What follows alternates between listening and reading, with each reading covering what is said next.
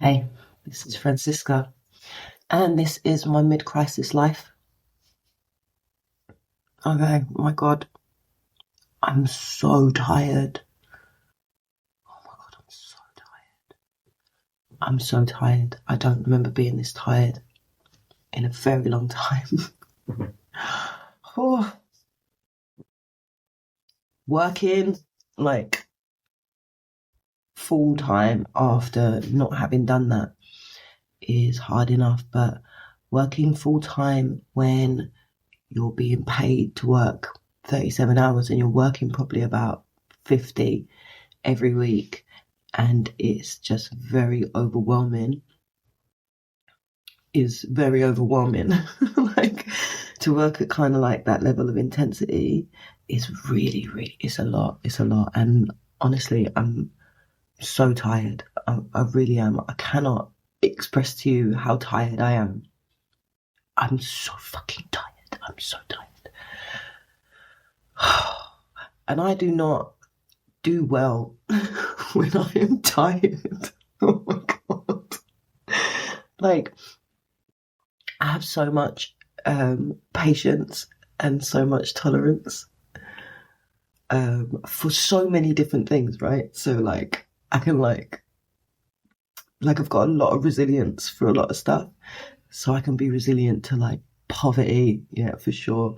I can be resilient to like, I don't know, abuse from other people. I can be resilient to, I don't know, like multiple different adversities. I've only named two, so maybe I'm not, maybe I'm not that resilient. I just can't think. My brain, like, I have literally no words in my brain. I'm so tired. But the point is that I have resilience to a lot of adversity, usually. But tiredness, like exhaustion, this is something that does not bode well with Francisca. I do not like being tired. I remember when both my kids were born and just being like, what the fuck is this? What the fuck is this? Like, no, this is not an experience that I came here to have. Most certainly not. Like, I hate to be tired. I hate to feel tired. I hate to wake up tired. Like, I feel like when I'm running on empty, I don't really have much to give. And it shows, right? And I was thinking about it. And I was thinking particularly about my parenting, because I think my parenting is the thing that shows most clearly, like, how I'm interacting with the world, like how I'm interacting with other people, what my relationship status is like what I'm putting out into the world because of what I'm feeling inside. And I feel like my parenting is a really good guide, like a really good barometer for me to see how I'm coping, basically, with life. And I was thinking about the other day, and I was thinking, wow, man, when I'm tired, like, I know for a fact that I have less tolerance.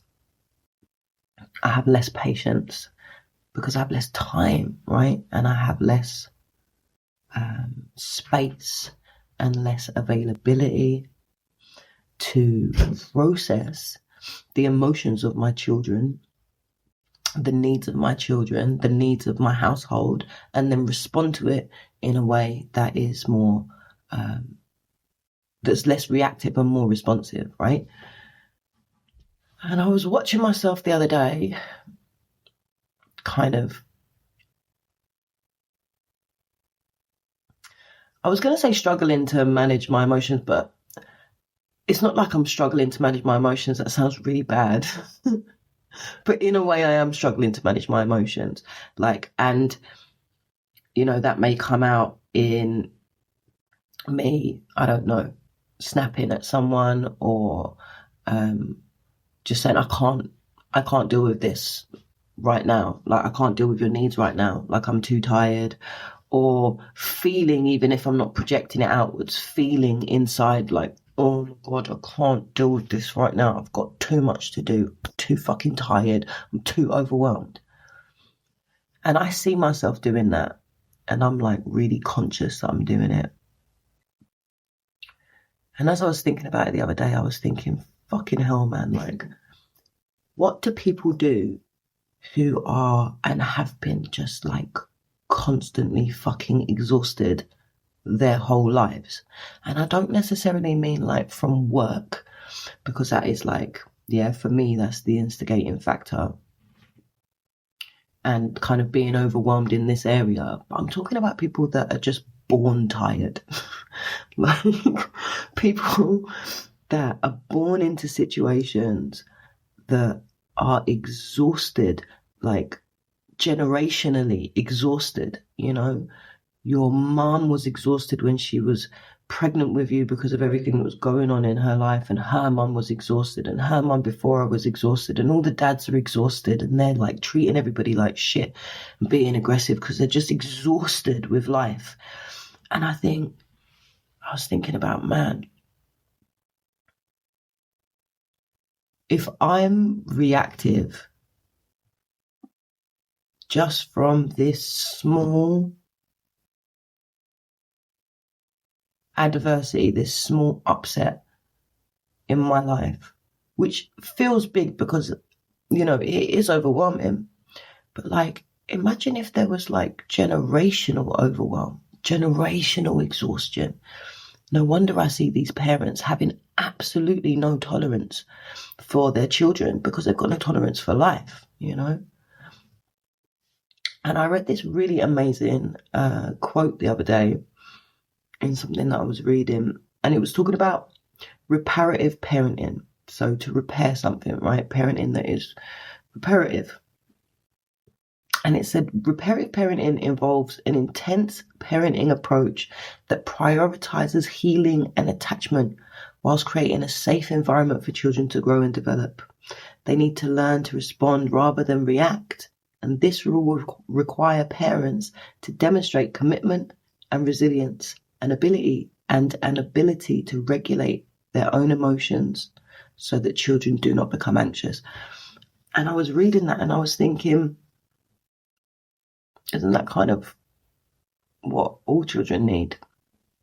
Not just children that have been through trauma, not just children that are healing from significant harm that has happened to them. For sure they need it. But don't all children need to like have parents who prioritize their healing and prioritize their attachment and create a safe environment for them, allow them to grow and develop healthily, that respond rather than react, you know, in their parenting, and have commitment and resilience and an ability to regulate their own emotions so that children don't become anxious? To me, that's just parenting. But when I think about that and I think about how my parenting has been impacted and to some extent impaired just by being tired about what is really essentially quite a surface level, superficial thing. These are not deep seated, like, trauma based, like emotive, like issues that I'm dealing with. It's work. And work is stressful, and work is overwhelming, and work is tiring. Imagine if what you were dealing with was actually like generational, deep-seated, trauma-based, emotive, like limiting belief systems that have been there from the day that you were born, that were there before you were born. Imagine if that's what you were having to compete with on a day-to-day basis. And I look at these parents and I think sometimes they're so easily villainized because, you know, they're adults and they should know better. And why are they not doing better for their kids? But man, if my tolerance is impaired just from a lack of sleep, imagine how much my tolerance would be impaired with a lack of love, a lack of foundation, a lack of care given to me, like with me experiencing trauma, and I mean to a big extent, I have experienced trauma for sure, but having that kind of like unresolved trauma, and I think it kind of like for me spells out exactly the thing that I am so committed to and something that I'm so passionate about, and it is about healing from trauma so that we do not create a generational trauma, generational patterns, generational hurt and generational harm, right? For our children, for them to then pick up and them then create more generational trauma. And I think it's not easy, because it's about making a choice to do something different to break that cycle.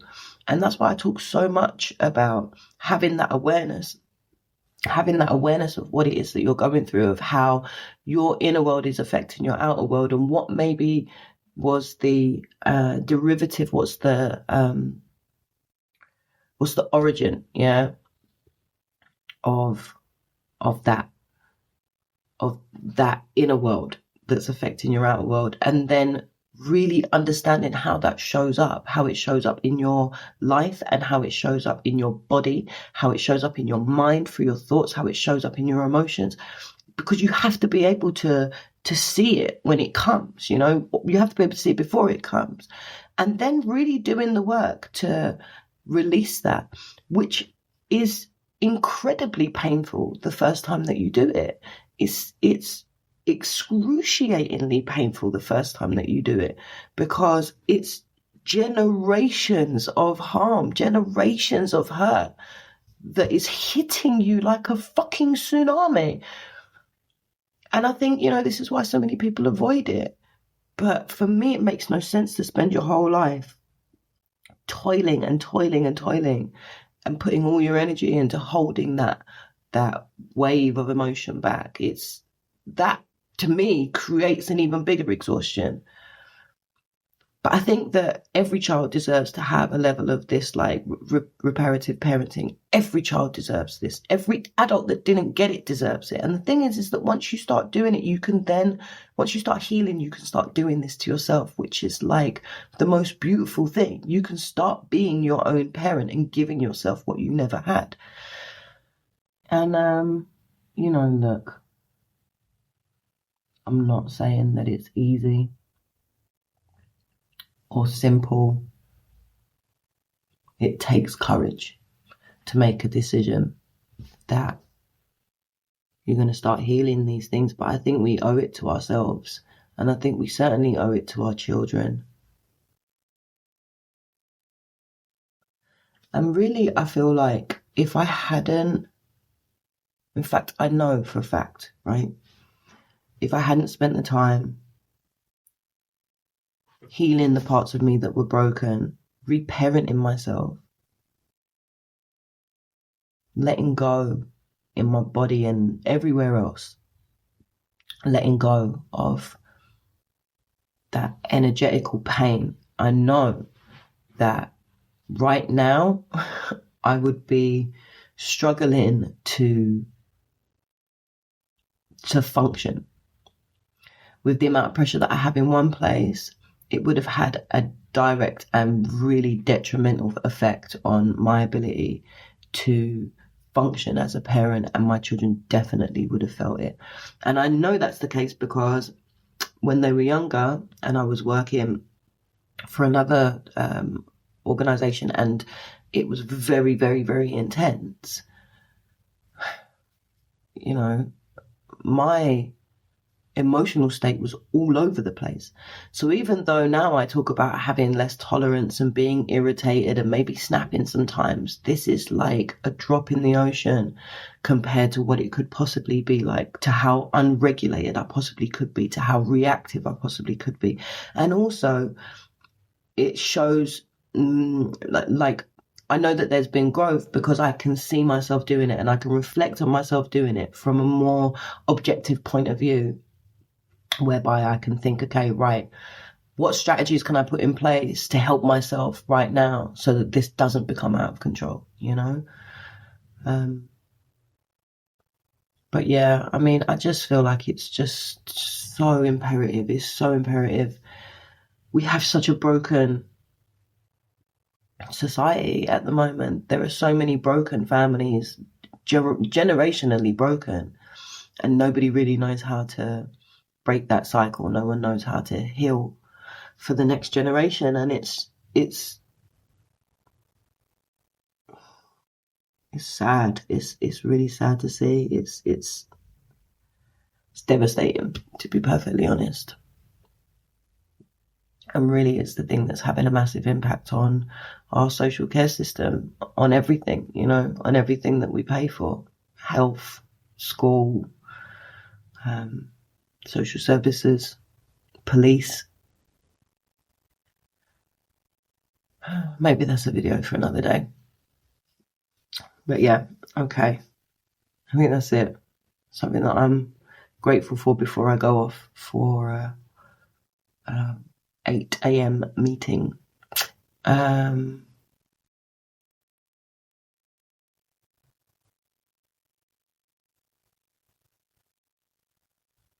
really grateful that I even understand what this term reparative parenting means. I'm grateful that that actually makes sense to me in terms of like, it's not this theological, I don't know, abstract, meaningless crap of a word, that I've learned enough in my job, and I've learned enough in my life, and I've learned enough about myself, and I've learned enough from my experiences to have the wisdom to really understand what that means and how impactful it is for both yourself and your children, and for your descendants, all the generations that are to come, that you're healing through your healing, I'm really grateful for that. Okay, that's it.